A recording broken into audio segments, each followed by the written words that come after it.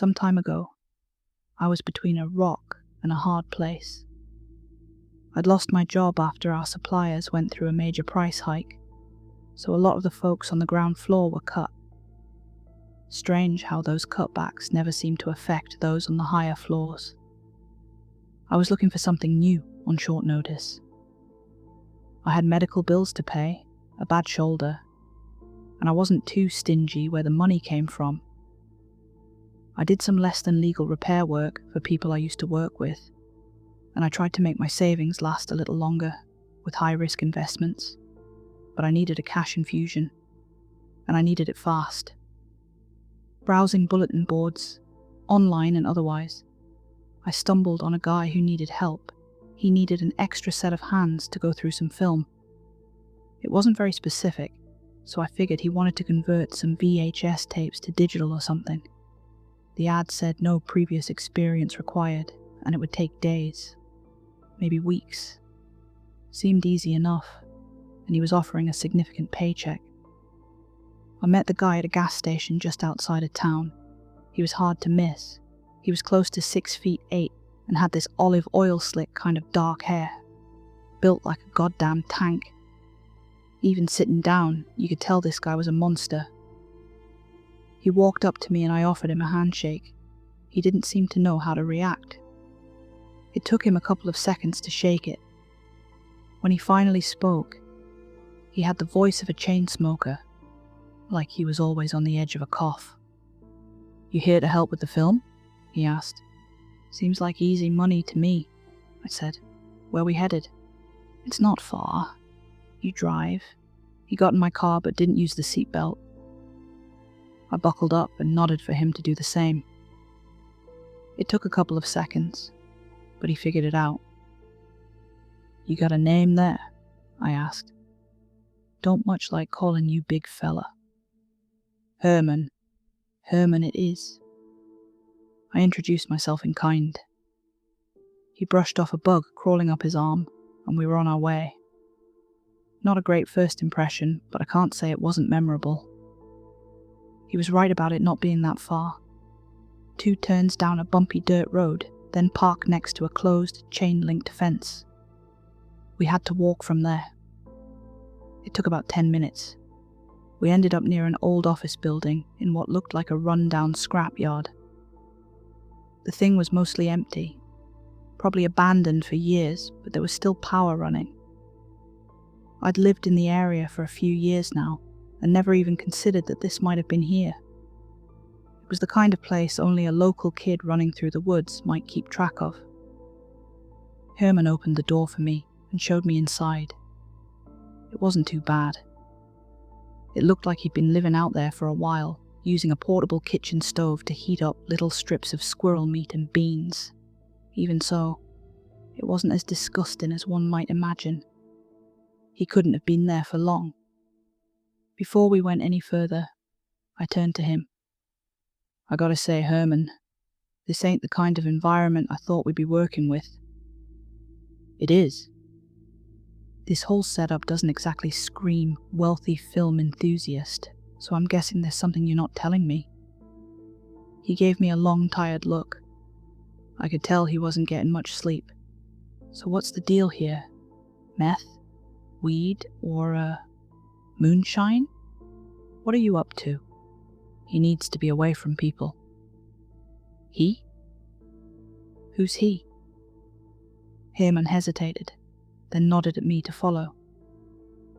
On the far side of the building, there was a makeshift bedroom. 2 mattresses propped up with wooden pallets. There was a man lying there, surrounded by sponges, water bowls, and bottles of baby food. A lot of applesauce. Herman stopped me from getting too close.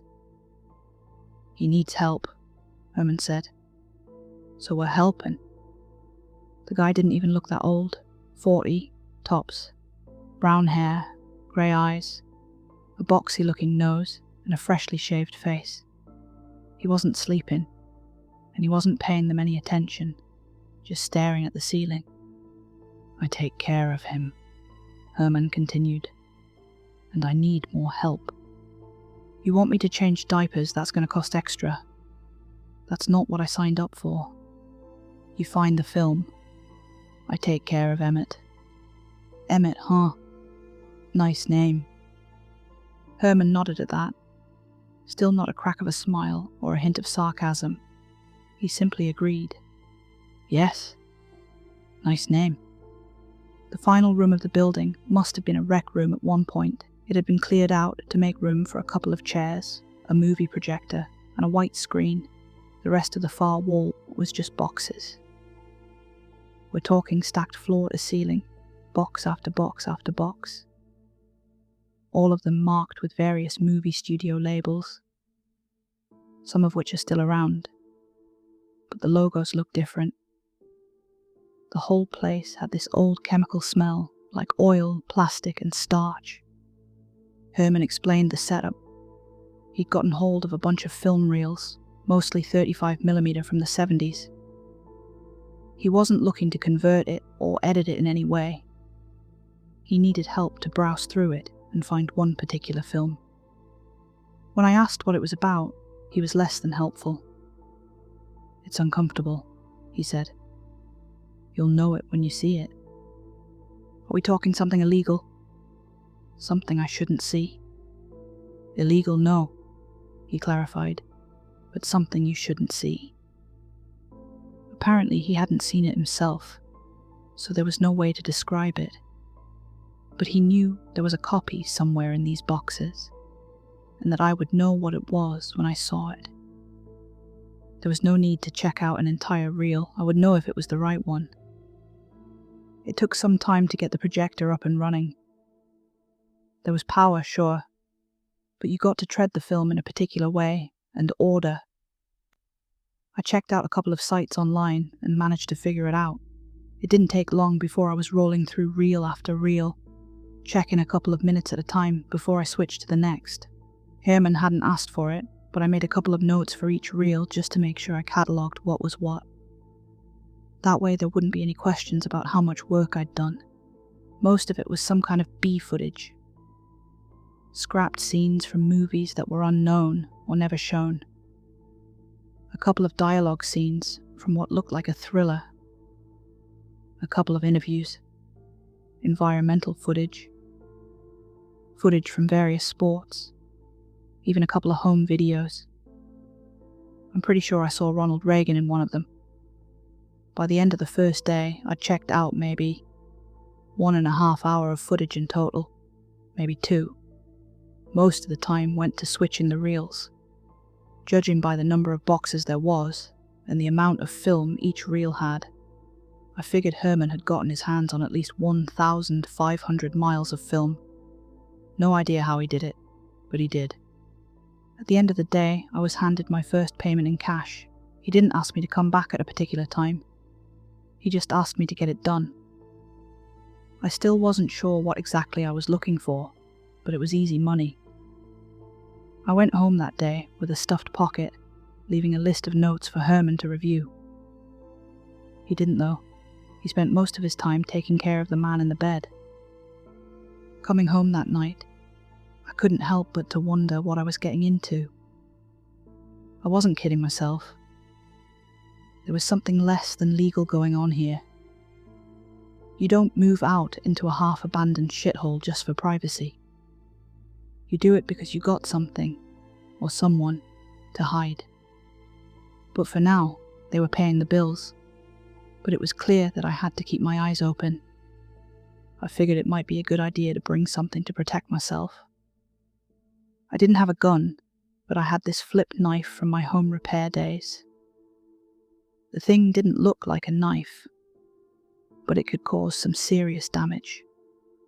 If I were to face a monster like Herman someday, I'd rather not do it empty-handed. I went back for a couple of days, following the same routine.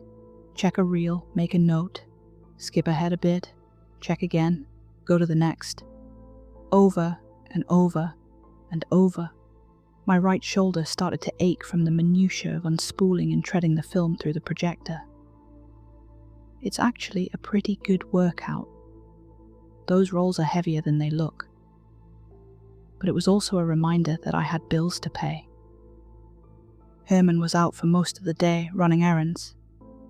He would come back looking like he'd been swimming, bringing something along every time. Sometimes food, sometimes supplies, sometimes money. One time he came back with a box of clothes for Emmett to try on. He really was a sort of caretaker for him, emptying his bedpan, washing him, changing his clothes. He'd roll him out of bed and put him in the wheelchair while he changed the bedding. They'd go for walks sometimes, neither saying or doing anything. All the while, the reels would keep rolling. I did find a strange reel at one point.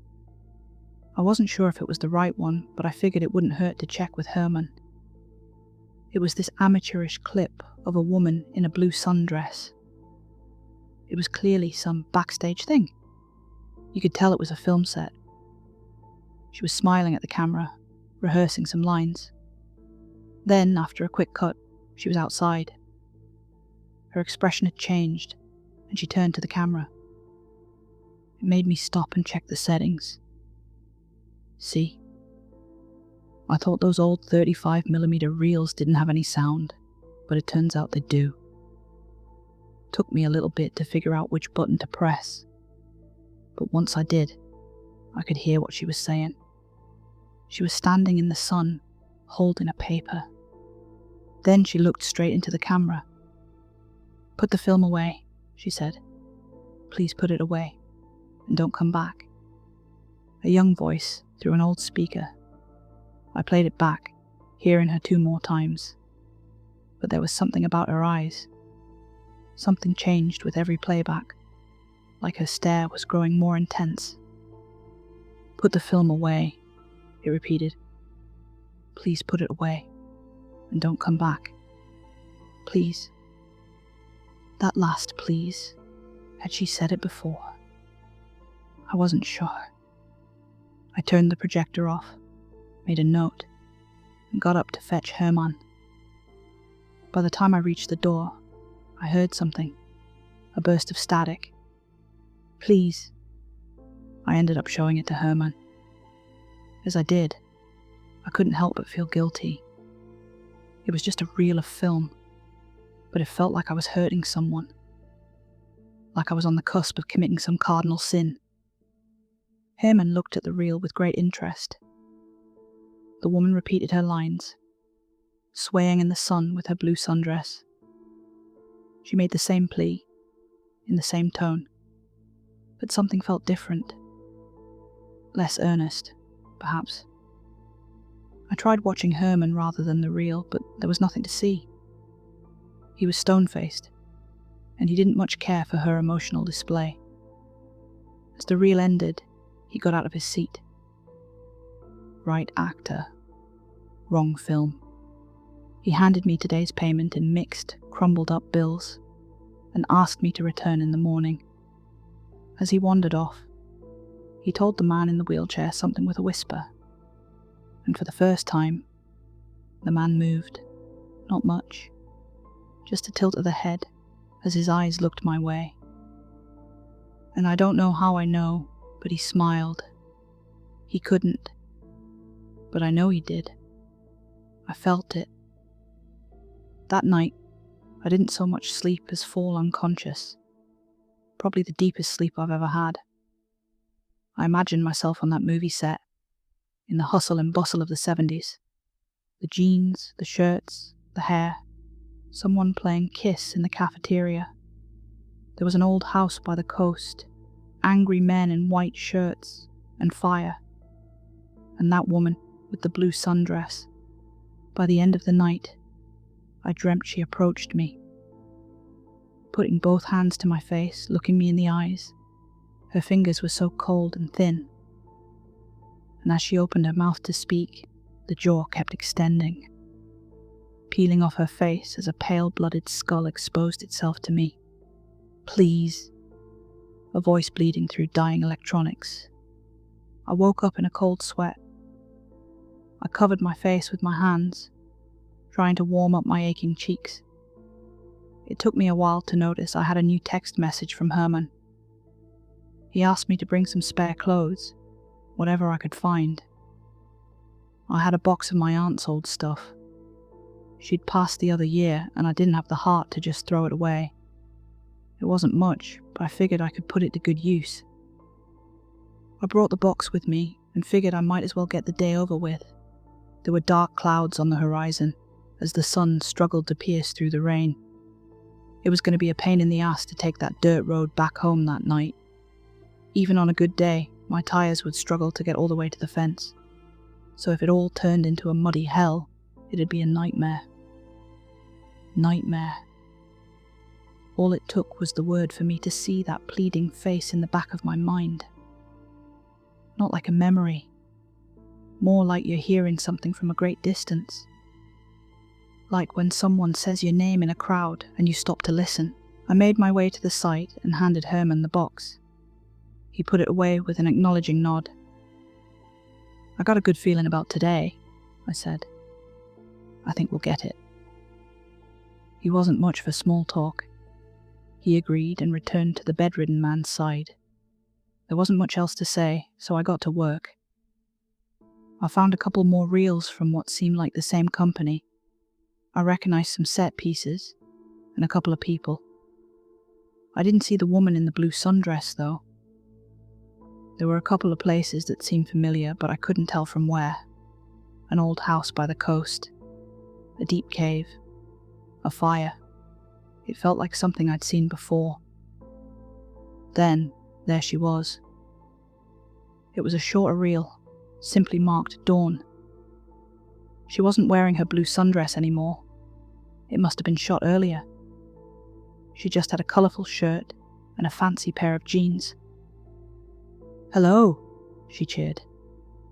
"I'm Dawn, or Miss Anderson if you're polite. I'm 5'4", 112 pounds, and I'm an absolute darling." I rolled my eyes a bit as she did a little twirl. It was some kind of casting reel, it seemed. As I leaned back in my seat, she relaxed her shoulders a bit.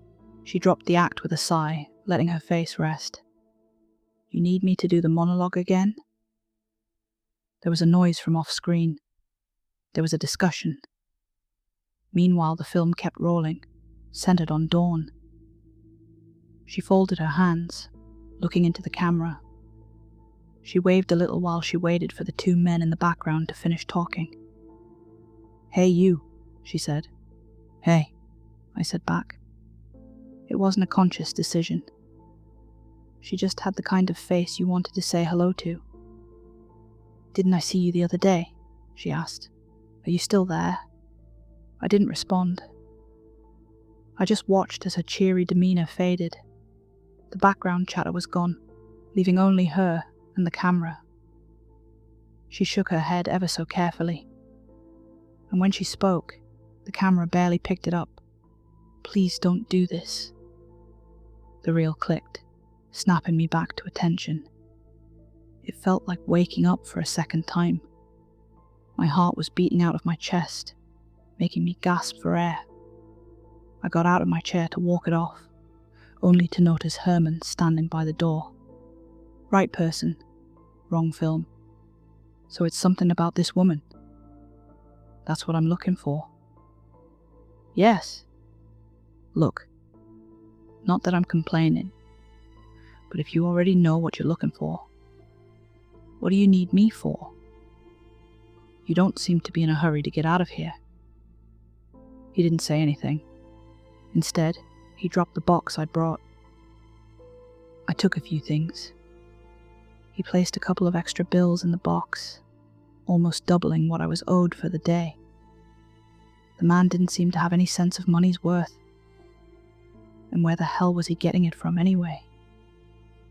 But I looked back at that white screen, and part of me wanted to play the reel again. Would it look different this time around? Would she say something else? But no, I kept going. As the rain kicked up, I decided to do a little overtime while it passed. I stayed a little longer and got to see Herman in the after hours.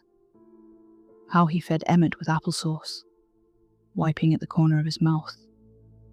They skipped the walk that night and settled for Herman silently reading by his side.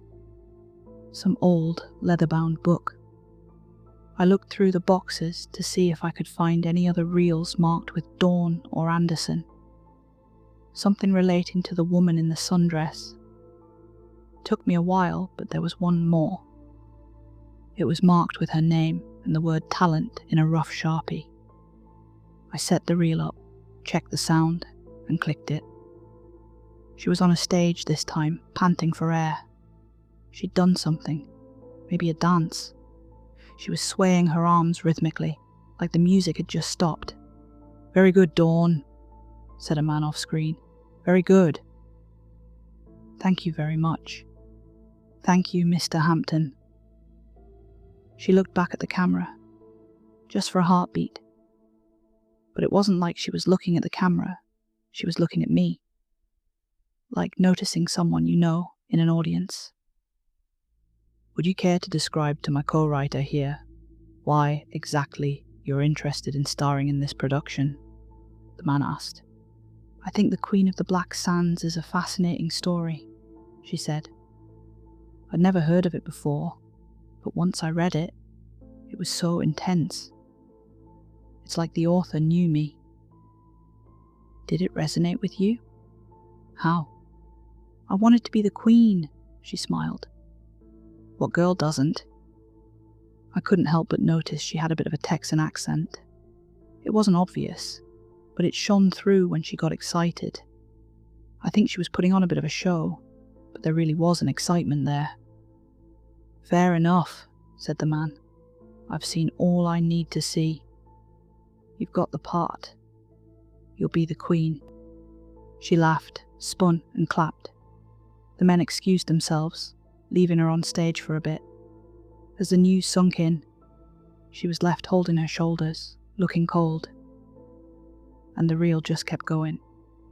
Footsteps disappeared into the background, leaving her alone under the spotlight.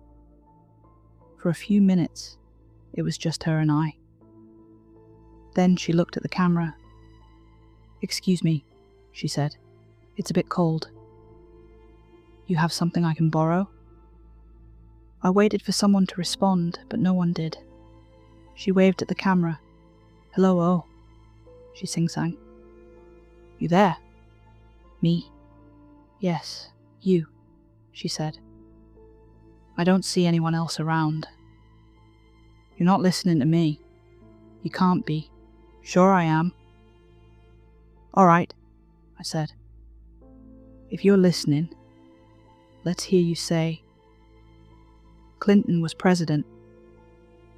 I figured I was just talking to a recording, but she just made it look so natural. But this would be the one thing she couldn't possibly say.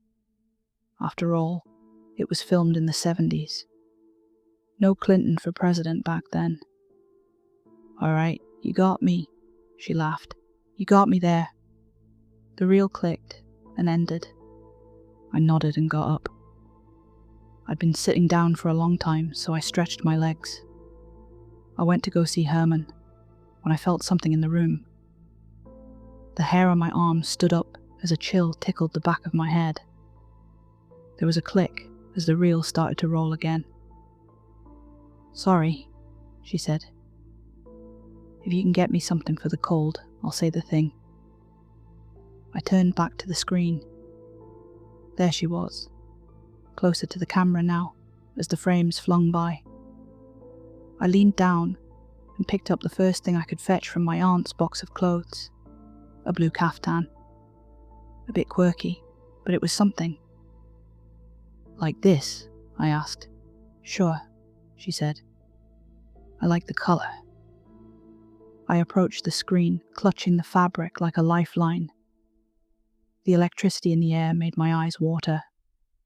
I got closer, holding out the caftan like I was feeding a slice of meat to a tiger. It got so bright that I had to close my eyes, and even then, her silhouette was burned into my retinas, casting a pale brown figure in the dark behind my eyes. Something lightened from my hand as a cold finger touched my hand. "Thank you," said a calm voice from a struggling speaker, "but I'm dying to know." I backed away, shielded my face, and looked up. Through my teary eyes, I saw the woman wrap herself in something blue. And despite the vague colors and the struggling lights, I could see her smile. "Who's this Clinton fellow?" This time the reel didn't just end, it snapped. The roll was cut in two, and the slides crumbled into the machinery with a grating metal scrape. There was smoke, and I could see one of the lights on the side turning a light red. I pulled the plug and hurried to save the reel, but I could barely touch the thing without burning my fingers.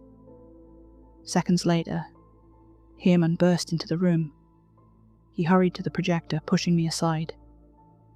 He did it casually, but it's like he didn't know his own strength. He nearly bowled me over. He checked the reel and the cover, pulling out what remained of the film and threw it on the floor. "Keep going," he said as he cleared the reel. "Find her." "What for?" I asked. "What are you going to do?" "Not your business." "It is my business," I argued. "I've never seen anything like this. Ever. I want to know what the hell we're doing." "No. Get back to work. I'm not going to—" I headed for the door, but he blocked me. I pulled out my knife. I wasn't taking any chances. The problem with a guy like Herman is that you can't really do anything to get past their reach. He walked up to me, calm as can be, as I frantically stabbed at him. He took out this thick piece of metal wire from his pocket and wrapped it around his hand like boxing tape. The moment he was close enough for me to get a cut in, I lunged, but he stepped back, and the next moment, a sharp pain exploded off the side of my face. At some point, he'd picked up a film reel, and now he'd smacked me over the head with it. I was so surprised that I lost all momentum. In the next breath, he had one hand on my wrist and one on my throat. I was thrown to the floor with a force that whiplashed my neck. My world went black for a second as my breath escaped me. "We finish this tonight," he said. "You have to do it." "Why?" I wheezed. "Why the fuck am I even here?" "Because she's scared of me." He took my knife, folded it, and put it in his pocket. He took my phone, my wallet, all of it. And when he finally let go, he'd made it very clear that he wasn't going to let me leave the room until all was said and done. I checked for more reels with Dawn's name, but I couldn't find any. I went through 6 boxes, just reading the names on the side. Herman thought I was stalling and made me say them out loud. Test Reel 5, Cliffside Capture 6 to 8, Roadside Ambience, Narration, Scenic Capture, Diner Scene, Dialogue Cover, and then, at the very bottom, lodged in between 2 much larger reels, The End of Eternity. That stood out. I held it up and showed it to Herman. He went over to check the cover. "Put it on," he said. "Emmett wants to see this." "What if I don't? Then I kill you and get someone else." He tightened his fist, emphasizing the wire strung around his hand. He wasn't joking. "Fine. Then we're done." "Then we're done." He turned and left the room, closing the door behind him. The rain intensified, clattering against the metal roof. What I'd thought was going to be a passing downfall had turned into a creeping storm. The trees were swaying outside, brushing against the side of the building like a cat trying to get in. Little taps against the window as the occasional raindrop flew off course. I had to try something. I didn't know what was going to happen, but whatever it was, I didn't want it to happen. There was this pit in my stomach that I couldn't explain. So I took one of the chairs, pushed it up against the door handle, and put the film on. Maybe I could get ahead of whatever was about to happen. I turned the projector back on. It was the very start of the reel. The film seemed different than the others, clearer. The black colour wasn't just black. It was no colour at all. There was an opening scene with Dawn walking along a cliff. She was wearing a blue caftan. My aunt's blue caftan. I ran up to the screen, feeling the electricity crackle in my ears. It was deafening, but I didn't care. "I don't know what this is, but he's coming," I said. "I don't know what they're going to do." She turned her attention to the camera and blinked, as if she could hear the panic in my voice. She spoke with a slight delay. "Get out," the projector speaker said.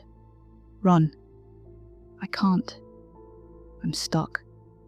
This guy, he's a monster, I know." She looked to the side, then back at the camera. She was torn. Then she held out a hand. It drifted through the screen, reaching for me in a brilliant light. I took it. She wasn't cold at all. "This way," she said. "Let's go." Something thumped, and it wasn't my heart. Footsteps. I turned my head just in time to see a shadow looming over me. And in a heartbeat, I was knocked halfway across the room. I smacked my shoulder into the floor with a crack. I hadn't heard Herman break the door open. He'd pulled the wire between his hands like a garrote and wrapped it around Dawn's outstretched hand. He did it so smoothly, like he'd practiced his entire life for that one thing. I'd never seen anything like it. And before I could say no, he pulled her out of the screen. I'll never forget the sounds. Her screams screeching through the speakers of the projector as she begged him to stop. I saw her shimmering arm turning dull, solid and real, and the moment a head passed through the screen, the speakers burned out and died, leaving her frantically scrambling to the floor like a wounded animal. Her majestic movie persona torn from the light and brought into the dark as flesh and blood. Herman wrapped the wire around her neck and pulled her to her feet. As he did, I saw the man in the wheelchair by the door. Except this time, he was standing up, and he was clearly interested. I looked for a weapon, something, anything. I tried to pry the leg off a chair, but I couldn't get it loose. Instead, I saw the woman in my aunt's caftan lock eyes with the strange man, and in a moment of recognition, something happened. I heard a number. From her, from the dying speaker, and from inside of my head. It reverberated through my body as Herman tightened the wire. It's hard to explain the sensation. I could see her on the screen, and again when I closed my eyes, and again when I opened them. It's like I was watching every scenario play out at once, and in each and every one of them, she was failing. I could feel myself pulling the leg of a chair loose, and at the same time I couldn't. I attacked Herman, and at the same time I didn't. He killed her, and he didn't. She got loose, but also not.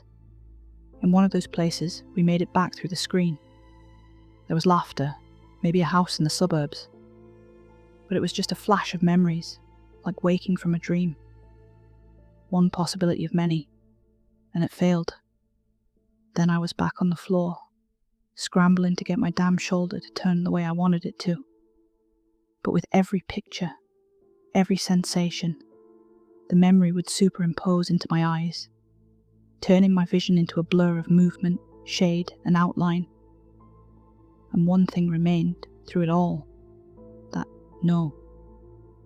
It was screamed 1,000 times in 1,000 ways, and it all came back to pierce through me as a cold knife, pushing closer and closer to my heart until it finally stopped. I was on the floor, gasping for air. The leg of the chair never came off. Dawn's hair turned to dust as a bare skull was all that remained. Emmett stared into her empty sockets, smiling, his eyes clear and exuberant, his arms outstretched in an embrace. Herman snapped the wire tighter, making the skull pop off and topple to the floor with a dry clatter. Nothing but ash and a blue caftan remained. Emmett turned my way, almost gleefully. "I think you deserve a rest," he said. "You're very tired." I wasn't. But suddenly I was, and I slept. There were no dreams waiting for me that night, no warmth, no voices in the dark, no cliffside house, just a long darkness, waiting for the morning. I was still on the floor when the sun broke through the clouds. A single ray of sunshine made its way through the windows, tickling my eyes. I sat up, my chest heavy. In the morning sun, it all looked so normal. Just boxes and a projector. They'd cleaned up the dust and the caftan. I stumbled my way out the door, my neck feeling like it was made of lead. Herman was in the adjoining room packing up all their things. It seemed they were leaving. Emmett was outside. I could see him through a grease-stained window. Herman looked at me but said nothing. As I passed him, he put a hand on my shoulder. Wait. He handed me back my cell phone, wallet, and even my knife. I looked up at him, considering whether to plunge it into his neck or not. I just didn't know anymore. He wants to speak to you, he continued, outside. Emmett was out in the morning light, doing a little dance. It looked like a waltz. He was in a fantastic mood, snapping his fingers and tapping his feet. His smile didn't fail him as he turned to me. Morning, he said. A splendid day, wouldn't you say? I unfolded my knife and held up a hand, silently asking him to keep his distance. Dawn, I said. What did you do? You mean the actress? He laughed, twirled a little, and then returned his focus to me. His eyes were so intense, I could almost see them pulsating. She died almost 30 years ago. There are plenty of articles about it. There really is. He laughed, doing another twirl. Now, about your payment, he continued. I don't have any money for you, but let's see what we can do. He pondered for a moment, looking at my knife, then back up at me. Maybe I should remind you of that lottery ticket in your wallet, he said. You must have forgotten about it. I think it has quite the jackpot. There's no lottery ticket in my wallet. Are you sure? I was sure. But now that he mentioned it, I wasn't. I bought a couple in the past. Maybe one stuck around. I've been so sure there wasn't one, but now, I don't know.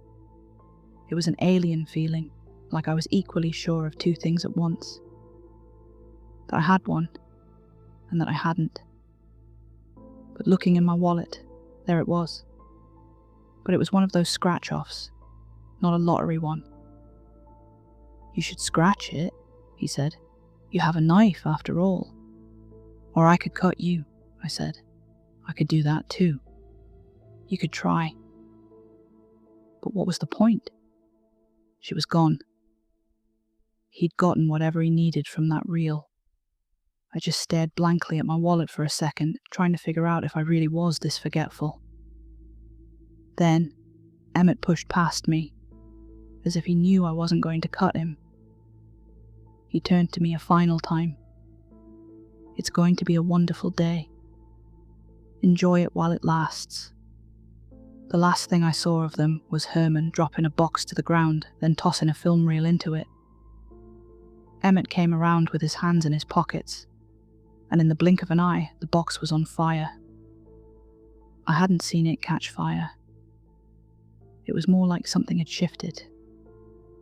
Like the air around the box was replaced with flame. It made my head hurt, and I could almost hear the reel of the film still going in my head. And if I listened hard enough, I could still hear that no. I walked away. I got in my car, and I scratched my ticket. $825,000 super jackpot. I want to say that I called the police, or that I told everyone I knew about this. But honestly, I didn't. There was nothing I could say that anyone would believe. But that ticket was something real, something you could touch and use. It was enough to convince me that whatever I had felt or seen was something I could try to forget. It's been some time since that night, I did look up the articles about Dawn Anderson, and it's true. She died in the 90s, not long after giving birth to her one and only son, someone who the articles never referred to by name. Privacy reasons, I suppose. It was described as a freak accident, some kind of allergic reaction to a moth infestation in her home. I've since gotten back on my feet. This kind of money can get you pretty far. Not far enough to retire, but far enough to ease the worries off your shoulders for a while. I could start my own small business and get a decent place to live. Pay my medical bills even. And I'm just getting started, but things are going well so far. I've never told anyone about this in real life, and I don't think I ever will. Even now, I still feel this intense guilt, and I don't even know why. I don't think I'll ever truly understand, and I don't think I'm meant to. I think, at the end of the day, I was just meant to do a job and go on my merry way. Or perhaps I wasn't meant to be there at all. Maybe no one was.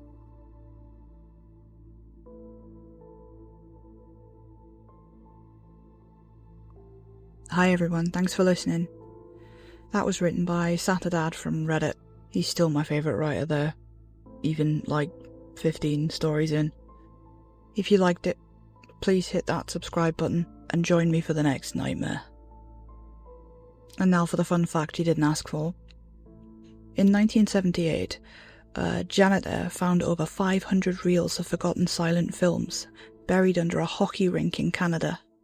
Imagine the things that didn't get dug back up. Good night.